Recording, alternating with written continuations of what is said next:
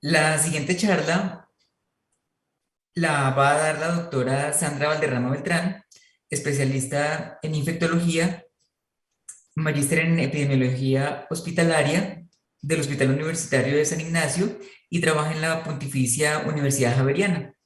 La doctora Valderrama nos va a compartir sindemia de VIH y HBC. Muchas gracias por la compañía, doctora Valderrama. No, muchas gracias por la invitación. Es un gusto estar aquí con ustedes, con amigos y colegas, pues compartiendo el día de hoy en pues una infección y situación de nuestro país. Qué pena que aquí se me fueron las diapositivas, pero ya vamos al inicio. En una situación del país y en la infección por VIH que pues sigue siendo un reto para nuestra población, tratar de diagnosticar más personas, tratar de prevenir esta infección, pero no solamente la infección por VIH, sino también algunas coinfecciones que están relacionadas con la presencia de este virus, como la infección por virus de hepatitis C. Entonces, pues digamos que lo que vamos a compartir adelante es un poquito cómo está el mundo en infección, cómo está nuestro país, cómo se maneja y adicionalmente, pues cuáles pueden ser esos retos que tenemos hacia el futuro.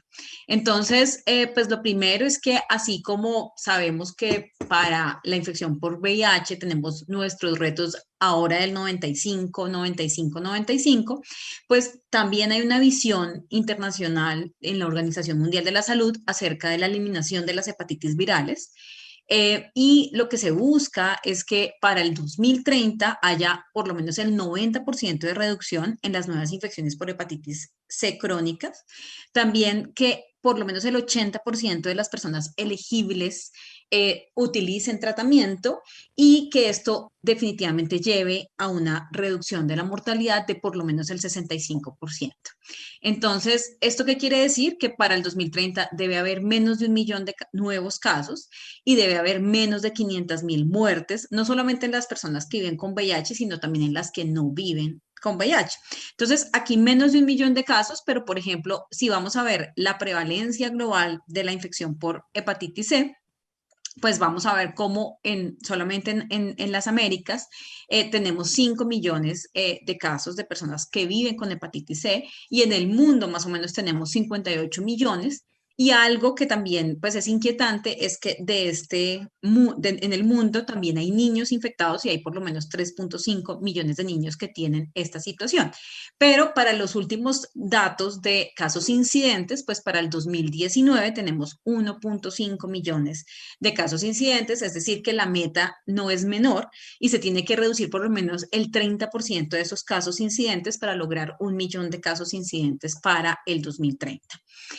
Algo maravilloso es que pues tenemos una terapia, unos antivirales de acción directa que tienen altísima efectividad y que sabemos que más o menos el 99.9% de esas personas que viven con hepatitis C tienen un tratamiento que no solamente los controla, sino que los cura. Entonces no deberíamos tener tantas barreras para lograr ese acceso al tratamiento. Y ya yéndonos a esa sindemia, a esa coinfección VIH y hepatitis C, sabemos que esa eficacia tan alta que está escrita para la población general es la misma para la población que vive con VIH. Y hay todos estos estudios que les muestro allí, que muestran cómo, tanto en los monoinfectados como en los coinfectados, yo espero esas respuestas virológicas sostenidas que van del 95 al 98%. Entonces, eso tampoco debería ser la preocupación no solamente en la población general, sino también en la población que vive con VIH.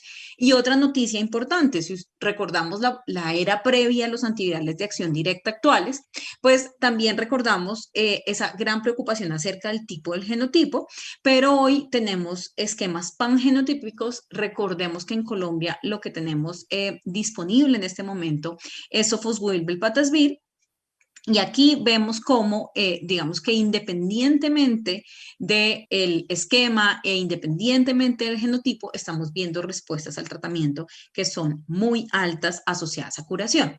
Ahora, también tenemos datos en cuanto a las metas de mortalidad muy positivos en la población general, pero les voy a mostrar cómo en la población coinfectada virus de hepatitis C, VIH, esto no se ha logrado también y como ahí tenemos unos retos que además se vuelven los retos de hepatitis C más importantes para el país. Entonces, aquí les muestro, digamos que esta diapositiva en por lo menos 530 personas con fibrosis F3, F4 que se trataron para hepatitis C y que se siguieron de manera prospectiva y comparando las personas que lograron o no lograron respuesta virológica sostenida y vemos cómo el tratamiento en general se asocia con mortalidad por todas las, se disminuye la mortalidad por todas las causas, disminuye la mortalidad relacionada a hepatitis o trasplante hepático, disminuye los eventos de carcinoma hepatocelular y disminuye los eventos de falla hepática.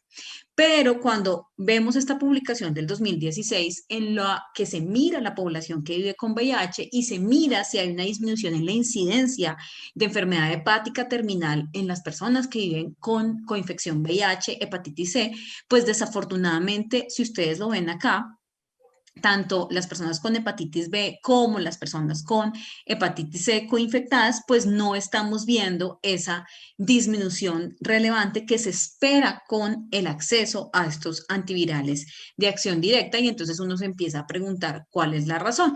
Y ahí hay varias respuestas acerca de esto. Una es el acceso. No en todos los países se tiene este acceso y Colombia en esto es muy afortunado en las Américas. Y segundo, empezamos a ver un reto en la población coinfectada, que es que las personas se están reinfectando por los mecanismos de transmisión. Ya volvemos a esto. Otra cosa muy importante en cuanto a esos diferenciales de la población general con hepatitis C a la población que coexiste en la misma persona la infección VIH y hepatitis C, es que el pronóstico también va a ser diferente de acuerdo a la carga viral que tenga la persona y de acuerdo a los CD4 que tenga la persona. Y entonces hay que recordar, así como hoy hemos repasado todo el tema de la nueva guía, en que es absolutamente claro que toda persona que vive con VIH requiere terapia antirretroviral y no es la excepción para la persona que además está coinfectada con hepatitis C. Entonces es bien importante que todas las personas que tienen coinfección con hepatitis C y están con VIH reciban también tratamiento para la infección por VIH. A veces uno se pregunta en qué momento, por ejemplo, si la persona es nueva para el diagnóstico de VIH y digamos que algunos expertos recomiendan que uno empiece la terapia primero para VIH de un mes más o menos para estar seguro de que la persona la está tolerando bien y en ese momento le empiece posteriormente la terapia de hepatitis C, es decir, la terapia para el VIH siempre es una prioridad. La terapia de hepatitis C es muy importante, pero podemos diferirla un poco hasta que tengamos una persona que esté tolerando adecuadamente los antirretrovirales. Y aquí vemos en estas diapositivas cómo en azul vemos las personas monoinfectadas, en como un naranja, vemos las personas coinfectadas VIH y hepatitis C que tienen TAR efectiva y que logran cargas virales menos de 1000, y en verde tenemos las personas que tienen carga viral mayor de 1000. Y lo que vemos en todos es que la incidencia acumulada de descompensación hepática dada por cirrosis, por carcinoma o por elevación de pruebas de función hepática, entonces vemos cómo es mayor en la población que vive con VIH, pero además dentro de la población que vive con VIH es mayor en la persona que no tiene un adecuado control de su carga viral. Y cuando vemos lo mismo en cuanto al conteo de CD4, vemos lo mismo. Entonces es diferente en la persona que no vive con VIH, es menos ese riesgo, y es mayor el riesgo en la persona que tiene menos de 200 CD4. Entonces, aquí recordar entonces lo importante, fundamental de recibir terapia antirretroviral en la población coinfectada, en que no hay ninguna excepción con respecto a las necesidades en esa población general. Ahora, yo les decía que hay unos retos ahí interesantes de esta sindemia y de esa situación de hepatitis C, no solamente en el mundo, sino ya la vemos específicamente en nuestro país. Y lo voy a ejemplificar con nuestros datos concretos del año pasado de hepatitis C en Colombia. Entonces, en el 2020, en Colombia tenemos 626 casos, de los cuales tenemos 314 casos nuevos, y la incidencia que se reporta en nuestro país de hepatitis C va de 0.68 a 0.9 por cada 100.000 habitantes. Aquí algo muy importante, aquí en el primer lo que les estoy mostrando aquí son los mecanismos de transmisión, no descritos para el 2020, sino descritos para el 2019. Y aquí veíamos transmisión sexual 10.6%. Y adicionalmente veíamos que las personas con hemotransfusiones como la causa probable de hepatitis C era el 32.9%. Ahora vemos los datos del 2020 y de manera preocupante vemos como la transmisión sexual, como el mecanismo de transmisión de hepatitis C que nosotros conocemos que no era el clásico al que estábamos acostumbrados, ha aumentado casi un 60% como el mecanismo de transmisión en nuestro país y como el mecanismo de transfusión, pues eso es más buena noticia que mala, pero como baja como causa de las infecciones por hepatitis C al 17%.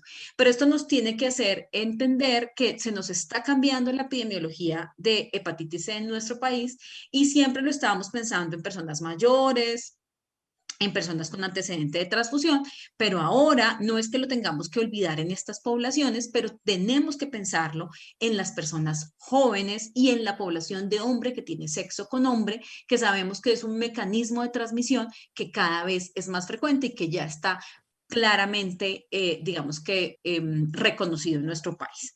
Entonces, la prevalencia que vemos para hepatitis C, tenemos 1.36 por cada 100.000 habitantes y la letalidad en nuestro país es de 7 por cada 1.000 personas con diagnóstico de hepatitis C crónica. Y volviendo a la idea en que estábamos previamente acerca de ese cambio también epidemiológico que tenemos que reconocer y en que la sindemia VIH y hepatitis C se vuelve fundamental, es que de esta población que se reporta en nuestro país, el 77.7% son hombres, también hay un aumento con respecto al reporte pasado, mucha más población y de ahí un porcentaje muy importante de hombres que tienen sexo con hombres. Y miren la edad promedio en los hombres, entonces no estamos viendo los adultos mayores, sino estamos viendo personas jóvenes de 25 a 34 años. Y acá el dato, en toda la población que tenemos notificada por cuenta de alto costo con hepatitis C y en tratamiento, el 60.5% tienen la coinfección con VIH. De estos, el 16% también de los notificados presentan cirrosis. Y miren esto también como importante por lo que vemos de unos 5 o 7 años para acá con un brote allí que se volvió endémico en Bogotá y 52% de estas personas notificadas residen en Bogotá. En cuanto al genotipo, pues no tenemos datos de 2020 porque ustedes saben que por nueva guía de práctica clínica, al estar utilizando un esquema pangenotípico, pues no necesitamos ir a hacer el genotipo específico de esta población, pero clásicamente digamos que vemos un predominio en nuestro país en 1B y luego el genotipo 4, pero hoy sabemos que el genotipo 4 ha cobrado una importancia mucho mayor y es el genotipo predominante en estas poblaciones de hombres que tienen sexo con hombre. Aquí vemos un poco cómo van los casos incidentes en el país. En el 2019 se cayeron los casos incidentes, pero 2020 vuelven a aumentar, pero cuando vemos tasas de incidencia crudas ajustadas por población, sí vemos afortunadamente que hay una caída todavía discreta, pero ya empieza a haber una caída de esas tasas de incidencia en el país, que pues lo que necesitamos es que sigan cayendo de manera constante. Lo que les había mostrado con datos internacionales, pero también lo podemos dejar claro en nuestra población colombiana, y es que cuando vemos la respuesta virológica sostenida en la población que se trata en Colombia, la respuesta está en el 97.3% en las personas con cirrosis, en el 97.35% en las personas que viven con VIH y en el 98.97% en las personas que no tienen, en la población general, que no tiene estas comorbilidades. Esto nuevamente nos confirma que no hay diferencias significativas clínicamente entre esa respuesta que yo espero en población general y en la población que vive con VIH. Cuando vemos un poquito cómo vamos en el proceso de estar diagnosticando a las personas, entonces algo que sí pasó preocupante el año pasado es que no tuvimos antivirales de acción directa durante algunos meses por la pandemia, por problemas de compra de recursos, de gestión en estos momentos con muchas prioridades para los países. Entonces casi que duramos sin tratar a los pacientes unos 6, 8 meses. Y pues acá lo vemos en el indicador de personas que iniciaron tratamiento, que cayó al 85%, y pues esa fue la causa. La buena noticia es que pues ya nuevamente tenemos acceso a estos tratamientos, pero pues sí nos genera preocupación, y pues digamos que el ministerio está haciendo como los ajustes como para tratar de evitar que esto vuelva a suceder, porque si no, pues retrocederíamos mucho en lo que se quiere para el país. Y cuando vemos adicionalmente el número de personas que empiezan con medicamentos por fuera de la compra centralizada, pues vemos una caída importante. Y una buena noticia es que antes había más acceso a estos esquemas por compra para el régimen contributivo, pero ya en el país empieza a haber también acceso para el régimen subsidiado, lo que era fundamental para que realmente logremos estas metas de control de la hepatitis C. Entonces, en esta sindemia, digamos que en nuestro país tenemos grandes fortalezas. Una fortaleza es que tenemos acceso a las pruebas diagnósticas, tenemos una guía de práctica clínica, tenemos una vía clínica, tenemos resoluciones que lo apoyan, tenemos antivirales de acción directa por compra centralizada a un costo más factible, que hace que el acceso sea mayor para los pacientes, y tenemos programas que estamos entrenados para manejar estas personas. Entonces, ¿qué le hace falta al país como para que logremos diagnosticar más personas con VIH cuando, por ejemplo, por monitoreos que nos hacen, se considera que en Colombia todavía hay un subregistro de infecciones muy relevante y que tenemos que empezar a diagnosticar más personas? Entonces, ese es un punto. ¿Debemos aumentar la tamización para hepatitis C en el país? La respuesta es sí.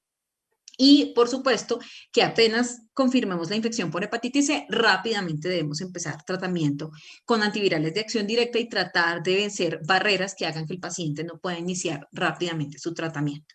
Pero yo quisiera aquí reflexionar un poquito con dónde está la tamización, porque creo que en nuestra guía de práctica clínica está claro que nosotros tamizamos a las personas que viven con VIH anualmente para hepatitis C. Entonces, primero, pues no olvidarlo, recordar que eso hay que hacerlo, pero ¿será que nos tenemos que quedar allí, o será que en la misma población que pensamos que puede tener VIH, no solamente tenemos que estar buscando VIH, sino también tenemos que buscar hepatitis C? Y aquí les muestro unos datos del CDC de los Estados Unidos, que tiene un poquito de diferencias en cuanto a que ellos tienen más usuarios de drogas intravenosas que nosotros. Sin embargo, seguramente también en nuestro medio sabemos que podríamos tener subregistro en esas poblaciones, pero lo que les quiero mostrar es lo mismo que estamos empezando a ver en nuestros datos de cuenta de alto costo, y es cómo hay ya una distribución bimodal de esos casos crónicos por hepatitis C por género.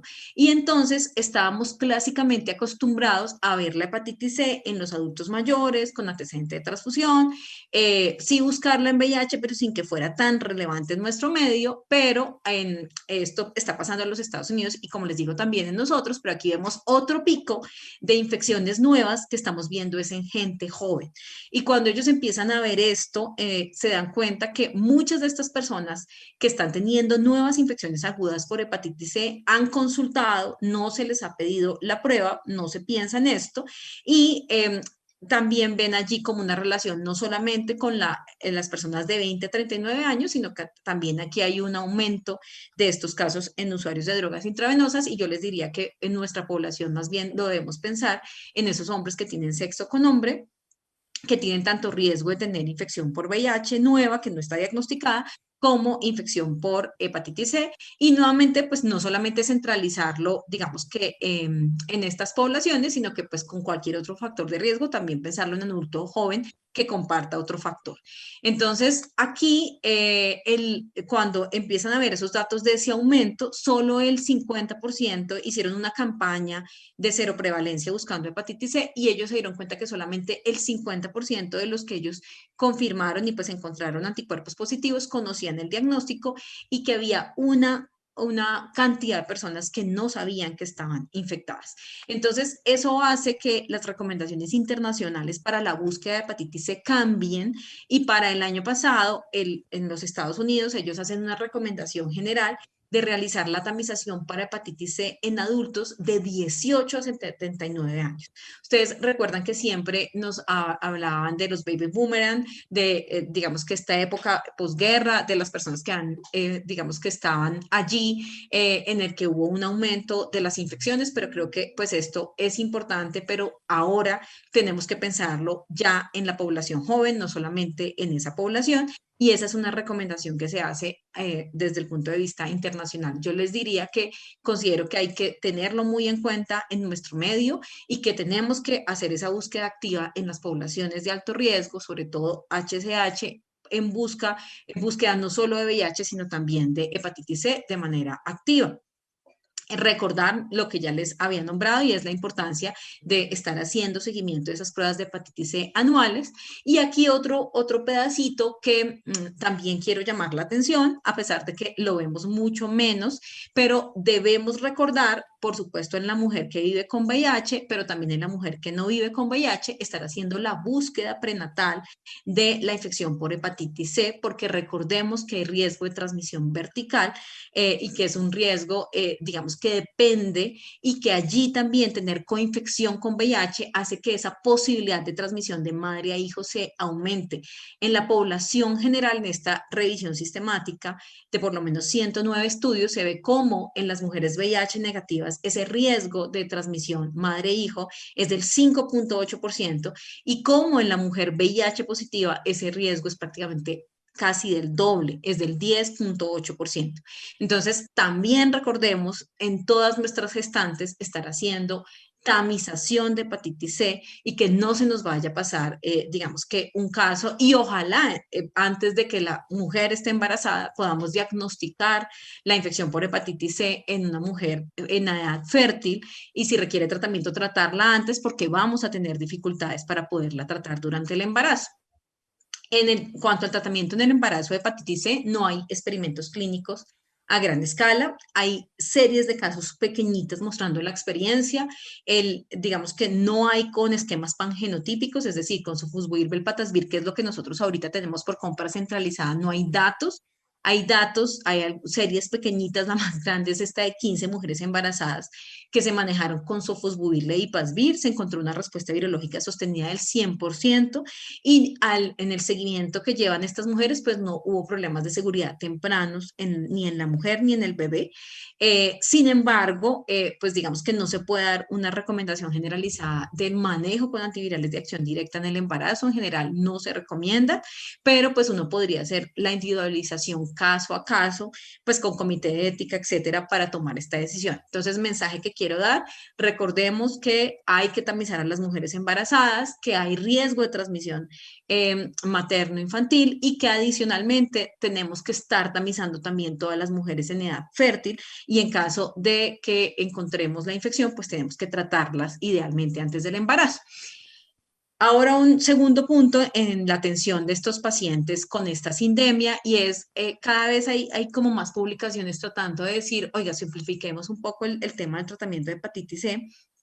Tratemos de que las personas no tengan tantas barreras, no les hagamos tantos paraclínicos. Entonces, esto que sabemos en el coinfectado y en qué sí podemos hacer y en qué otras cosas tenemos que tener precaución.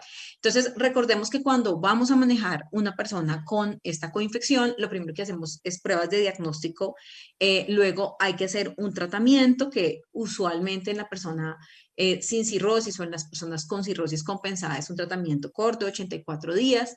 La idea es que lo demos proveedores no solamente especializados, sino que esto también puede darlo un médico general.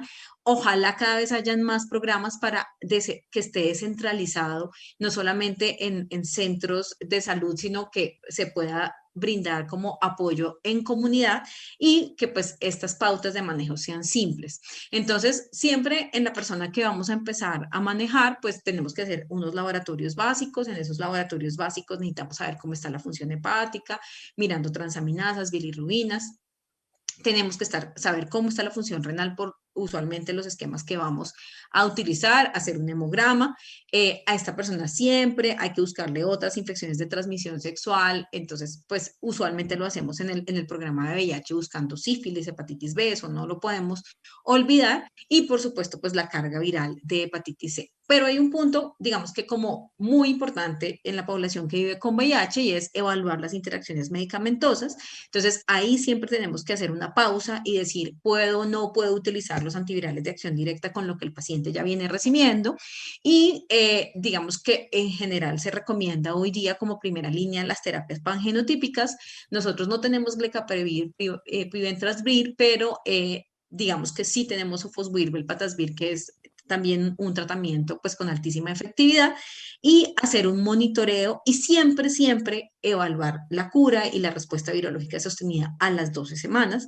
Pero ojo, hay aquí una cosa que empieza a aparecer, es asesoría en reducción de riesgo y es lo que nosotros empezamos a ver como un aspecto puntual y relevante en esta población por su alto riesgo de reinfección, que ya voy un poquito para allá. Entonces, estamos con el paciente, con estos exámenes que le hacemos básicos, hacemos pruebas para evaluar la fibrosis, eso no se nos debe olvidar y también es un punto de buena práctica. Entonces, podemos calcular fácilmente con paraclínicos que tenemos a la mano y que además hacemos con regularidad en la población que vive con VIH. Entonces, con las transaminasas, con el AST y plaquetas podemos calcular un APRI, con además la A y las plaquetas un FIT4. Esto es, digamos que sencillo. ¿Y esto para qué nos va a servir? Pues nos va a servir para saber si esta persona no tiene fibrosis o una fibrosis leve F1 o ya estamos hablando de una persona con cirrosis. Aquí se sabe que tanto el APRI como el FIB4 son muy buenos para los extremos, es decir, cuando me da un APRI, por ejemplo, menos de 0.5, la probabilidad de que la persona tenga cirrosis es muy baja o menos de 1.5 el FIB4, o cuando me da un APRI muy elevado, más de 2, entonces yo sé que la posibilidad de que tenga cirrosis es muy alta. El problema es cuando me dan como los valores intermedios en que de pronto el rendimiento diagnóstico de estas pruebas no es tan alto. Y aquí hay otro, digamos que otra prueba que tenemos disponible en nuestro país, que es el FibroScan, que realmente es una prueba relativamente sencilla, pero que tiene mejor rendimiento en lo que está publicado comparado al APRI y FIB4, sobre todo en esos intermedios, sin ser tampoco perfecto para los intermedios. Y aquí pues también vamos a estadificar a la persona. ¿Y para qué es importante? ¿Por qué es importante? Porque yo sí debo diferenciar si la persona tiene cirrosis o no tiene cirrosis, porque si yo tengo una persona que ya tiene cirrosis o una fibrosis avanzada, pues tengo que siempre necesariamente hacer luego un seguimiento de que esta persona se trate para estar evaluando, digamos que esta condición y hacer un manejo y seguimiento de acuerdo al caso. Y el otro punto que les decía que era fundamental en esta población es siempre evaluar interacciones. Entonces, pues una buena noticia es que en general sofosbuvir, velpatasvir no interacciona tanto con los medicamentos, pero sí con uno de los esquemas que hasta esta actualización sigue siendo muy frecuente en nuestros pacientes, que es efavirenz, u otro que ya casi pues no aparece en las guías internacionales, pero que también sigue siendo una realidad en nuestro país, que es nevirapina. Entonces, ni con efavirenz ni con nevirapina podemos utilizar este medicamento y estos pacientes necesariamente requieren hacer un cambio de terapia. Si tenemos un esquema basado en inhibidores de proteasa, sí lo podemos utilizar, o si tenemos un esquema basado en inhibidores de integrasa. Ahora, también es importante que todas las personas que tienen inhibidores de proteasa que vienen con ritonavir que también están con TDF-FTC, hay que tener atención de las pruebas de función renal y debemos estar atentos a hacer un seguimiento más estricto porque hay más riesgo pues de aparición de disfunción hepática al usar estos medicamentos concomitantemente. Bueno, yo les decía también la posibilidad de hacer esquemas más simplificados, no hacer como necesariamente laboratorios en el seguimiento, no hacer la carga viral al mes, no necesariamente hacer la carga viral de final del tratamiento ni a las 12 semanas, pero esto, digamos que ya hay estudios que lo prueban como en población general, pero de todas maneras las guías internacionales sí siguen diciendo que si la persona está coinfectada VIH, hepatitis C, tengamos más cuidado y en general no son elegibles para este tratamiento simplificado. Sin embargo, al final les voy a contar una experiencia publicada que pues es importante como una idea hacia el futuro para hacer este manejo. En cuanto a los medicamentos aprobados para hepatitis C, entonces pues ya he repetido varias veces que pues lo que tenemos disponible es sofosbuvir, velpatasvir. Recuerden que pues dentro de esta gama de tratamientos tenemos inhibidores de proteasa, proteína no estructural 3, tenemos inhibidores de la proteína no estructural 5A, que son algunos, son muy importantes y aquí digamos que tenemos que tener en cuenta y precaución en el seguimiento de las personas que lo han recibido por el riesgo de aparición de mutaciones de resistencia como la Y93H. Y también tenemos los inhibidores de la proteína no estructural 5B, que son inhibidores no nucleótidos como el tazobactam o nucleótidos como el sofosbuvir. Y digamos que aquí la buena noticia es que estos sí tienen una barrera de resistencia muy alta y es poco probable que se produzca resistencia a ellos, pero casi siempre lo que estamos haciendo hoy día es combinando los inhibidores de proteína no estructural 5B con los inhibidores de proteína no estructural 5A y digamos que no hay mucho riesgo si yo tengo historia antecedente de tratamiento para inhibidores de proteasa, pero si yo ya tengo historia de tratamiento para esto, siempre debo tener precaución y evaluar, digamos que si yo tengo una recaída, reinfección y qué debo hacer como hacia el futuro. Estas son las recomendaciones que dan las guías internacionales para el tratamiento de personas coinfectadas y en general, digamos que para el genotipo 1, 4, 2, 3, 5, 6, pues este sofosbuvir, velpatasvir, vemos cómo pues está bien para cada uno y como glecaprevir, pibrentasvir sigue siendo también otra terapia muy recomendada, pero que no tenemos disponible. De pronto recordar que si ya tengo una persona con alteración de la función renal, con menos de 30 de esta depuración, aquí sí tengo como dificultades y allí sería importante tener glecaprevir, pibrentasvir. Sin embargo, no lo tenemos disponible en nuestro medio, entonces si es un paciente genotipo 1 o 4, pues grasopevir, elbasvir sería como la recomendación en nuestro medio. Aquí, entonces, les decía que hay un reto que tenemos con esta población en que sabemos que son muy buenas las respuestas virológicas, pero estamos viendo algo que son las reinfecciones en esta población. Entonces, aquí es nuestra experiencia, aquí nosotros estamos comparando una corte de pacientes, de estos la mitad más o menos los manejamos con sofosbuvir, edipasvir y como el 33% con sofosbuvir, velpatasvir, y aquí nosotros lo que hicimos fue comparar los monoinfectados con los coinfectados y pues digamos que en los coinfectados tenemos mucho más claro que son adultos más jóvenes como les mostré, tenemos mucho más claro que en Bogotá está muy concentrado en el genotipo 4, el 88% de la población tenía ese genotipo, mientras que infectados el 74% tenía genotipo 1B. Adicionalmente, vemos cómo pues, la orientación sexual, hombres que tenían sexo con hombres y con mujeres, pues eran, digamos que, un porcentaje importante para los monoinfectados, pero como los hombres que tienen sexo con hombres es al menos el 89% de la población infectada allí. Y nuevamente el mecanismo de transmisión sexual, que pues ya lo había nombrado como al principio, pero este es como el punto más importante cuando nosotros evaluamos la respuesta virológica sostenida. En monoinfectados encontramos una respuesta muy parecida a lo publicado en la literatura, 98, pero en coinfectados no. En coinfectados sí, mira, encontramos una respuesta del 90% y aquí por dos fenómenos, un fenómeno de estos es algunos pacientes que abandonan, eso es el mínimo, pero el fenómeno más importante es el de reinfección y nosotros encontramos un 16.5% de nuestra población que se está reinfectando, lo cual es bien preocupante. Cuando vemos que está escrito en la literatura, entonces aquí vemos una experiencia alemana en el que ellos encuentran también en población que vive con VIH, reinfección tan alta como hasta el 15%. Y aquí vemos un estudio, aunque también aquí hay un número importante de personas usuarias de drogas intravenosas, pero ellos sí encuentran cómo la coinfección con VIH aumenta ese riesgo de tener reinfección 2.5 veces con respecto a la población que no tenía coinfección y como otras situaciones como enfermedad mental, como psicosis, como uso de alcohol, también se asocia con estas reinfecciones. Entonces, aquí tenemos como un reto muy importante para el manejo de la población y yo les decía que también hay, digamos que estudios que están tratando de evaluar cómo simplificar un poquito el tratamiento para que las personas accedan, para que se traten rápidamente. Esta es una experiencia que se llama MinMon en 38 sitios en 5 países del mundo. La mayoría eran personas con una edad promedio de 47 años, pero importante que en este estudio el 42% eran personas que tenían infección por VIH. Ellos no utilizaron genotipo, que eso ya lo hacemos nosotros. Lo que hicieron es darle toda la terapia a la persona a los 84 dosis inmediatamente. Recordemos que en nuestro país se hace como una terapia supervisada, que es lo que pues exige nuestra ruta. No hacen visitas de laboratorio durante el tratamiento, sí hacen contactos, pero podían ser remotos, y ellos a la semana 4 evalúan la adherencia y luego vuelven a ver al paciente para la visita de respuesta virológica sostenida.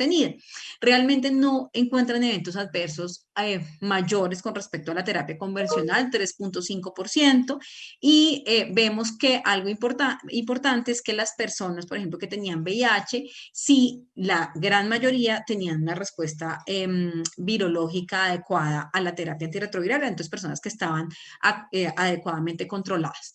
Para resumir, aquí digamos que la respuesta virológica sostenida que se vio fue el 95%, es decir, muy similar a una terapia, digamos que con unos controles mucho más estrictos. Entonces, pues aquí podríamos tener una oportunidad de pronto para esas personas que creamos que son candidatas para este tipo de tratamiento, pero ojo, sin perder la importancia de la educación y de ojo con las reinfecciones en esta población. Y aquí voy a terminar haciendo énfasis en esto, con este cuadrito, y es qué hay que hacer después de que yo trate a la persona con hepatitis C y coinfección VIH y qué cuidados debo tener. Me voy a este lugar de este flujograma, y es en esas personas con riesgo de infección y de reinfección, ojo, asesoría. Ahí hay, digamos que ayudarnos con el grupo de psicología, con el grupo de trabajo social, nosotros mismos, explicarle a la persona el alto riesgo que tiene de volverse a infectar si no hay cambios sustanciales en sus conductas de riesgo. Siempre, por supuesto, pues identificamos que es un usuario de drogas intravenosas o según las prácticas sexuales, pues hacer intervenciones en reducción de daños, y nos toca siempre estar vigilando esa reinfección, y a la persona que tratamos tenemos que hacerle seguimiento necesariamente anualmente con carga viral de hepatitis C, porque es una realidad que hay este alto riesgo de reinfección. Por supuesto que para minimizarlo debemos hacer, pues digamos que educación y acompañamiento.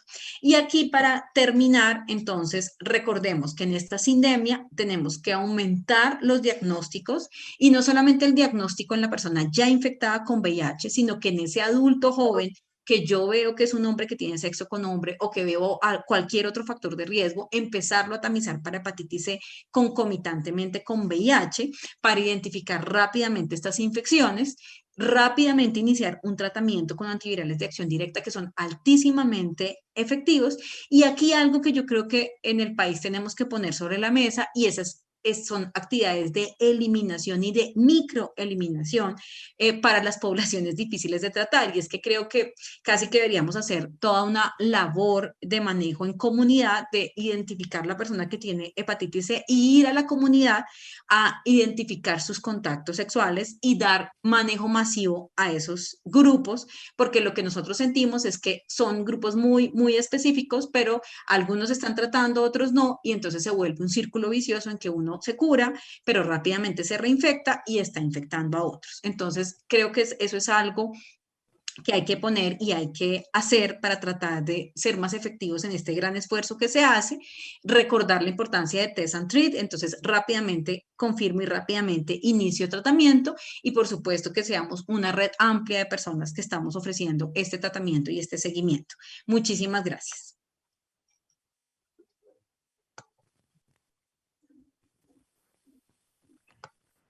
Doctora Sandra, muchísimas gracias. Además, porque te pusimos un reto. Eso de la palabra sindemia es bien complejo, ¿sí? Yo quisiera, no tengo preguntas en el chat, pero quisiera hacerte dos preguntas puntuales. Una en relación con embarazo. Momento del tratamiento. Semana 12, semana 14 o en cualquier momento. No, yo creo que en el embarazo tenemos ahí un problema. Digamos que el mensaje claro es: tratemos de pensar también que la mujer que vive con VIH pues tiene este riesgo, a pesar de que sabemos que es mucho mayor en el hombre que tiene sexo con hombre, y tratemos de hacer tamización en la mujer que aspira a quedar embarazada, en la mujer, pues que son la mayoría de mujeres en edad fértil. Entonces, siempre buscarlo. Si yo ya tengo una mujer embarazada con hepatitis C, realmente yo no podría dar una recomendación abiertamente. Tenemos que esperar por lo menos el primer trimestre, y para el segundo trimestre o tercer trimestre sí necesitamos una junta médica, una situación especial, porque es que, digamos que si tuviéramos Sofosbuvir y Pasvir, hay un poquito más de información, pero con Sofosbuvir y Patazvir uno no esperaría eventos adversos serios, pero no hay casi información. Entonces, casi que esto se le vuelve a uno un caso muy particular. Si yo viera una mujer que realmente no tiene una cirrosis, no tiene una fibrosis avanzada, casi que en muchos de los casos uno diría, desafortunadamente no la puedo tratar y ahora tengo que seguir a este niño, y tengo un niño con un riesgo muy alto de por encima del pues 10.8% de que se infecte. Entonces, realmente es una situación difícil. Y creo que la mejor manera de evitar que lleguemos a esa situación es tratar de buscar sistemáticamente antes del embarazo estas infecciones para poderlas tratar de manera segura. Ahora, no es que no se pueda tratar, o sea, creo que hay que individualizarlo, pero nuevamente, pues desafortunadamente no hay muy buen soporte en la literatura para que uno lo haga con tranquilidad. Y a ese respecto, otra pregunta que se me acaba de ocurrir. Así como estamos haciendo con VIH, como estamos haciendo con sífilis, ¿hacemos prueba de hepatitis C primero, segundo y tercer trimestre? Ay, Dios, pregunta difícil. Pues yo creo que no, no me queda duda con VIH y sífilis. Con hepatitis C yo también lo individualizaría. Creo que no vemos tantos casos en esta población. Si mostrándole la experiencia de nosotros, pues no hemos tenido un solo caso en mujer que vive con VIH hasta el momento. Entonces yo creo que con una sola prueba, si no veo que haya riesgo en sus parejas, ¿sí? Pues me quedaría tranquila, porque es que la vía de transmisión heterosexual realmente sí es muy, muy infrecuente. O sea, el gran riesgo son las relaciones anales. Y la relación hombre que tiene sexo con hombre. Entonces, pues esto le disminuye el riesgo a esta población. Sin embargo, pues no es cero, pero yo creo que con una sola prueba en general para la mayoría de las mujeres estaría bien. Y la última pregunta, dijiste algo que me parece muy importante y que pues de pronto no quedó planteado en la guía y nos tocaría mirarlo a futuro, es el seguimiento del paciente con VIH y hepatitis C con carga viral anual. Sí, estamos de acuerdo, la reinfección es muy alta. Pues primero la preinfección es muy alta y la reinfección es muy alta. Particularmente en el último año. Es impresionante. Lo podemos dejar como una recomendación, no está en la guía, pero Yo creo que sin duda sí. O sea, hay dos retos. El primero es educar. Digamos que nosotros hemos tratado como de sentarnos con el grupo multidisciplinario y decirle al grupo de psicología qué más podemos hacer. Hay que hacer psicoterapia, cómo llegamos, cómo podemos entablar esta comunicación y digamos que poderle comunicar a la persona bien sus riesgos. Aquí pues también hay usuarios de drogas, etcétera, que pues sabemos todo el manejo multidisciplinario que requiere, pero también tenemos personas que no son usuarias de drogas, bastantes, intravenosas por lo menos. Entonces, allí creo que trabajar muy en equipo, estarlo recordando, o sea, hacer la tarea. Y buscar estas herramientas para tratar el cambio de conductas, el cambio de círculos, porque se vuelven círculos cerrados. Y esto que yo decía de buscar la microeliminación, yo creo que hay que tomárselo en serio, pues así se hace en otros lugares. Definitivamente el que se terminó de tratar, yo creo que sí hay que hacer la recomendación, como está en las recomendaciones internacionales, de estarlo tamizando y estarle buscando la reinfección anualmente. listo. No sé, doctor Pérez, más preguntas. No, no, señor, gracias. No, no tenemos por acá nada más. Muchas gracias a la doctora Sandra por la conferencia. Muchas Entonces, gracias por la invitación. liberamos a Sandra. Sandra, muchas gracias. Feliz Día del Médico. Muchas Feliz. gracias, lo mismo. Un abrazo a todos. Un abrazo. Gracias.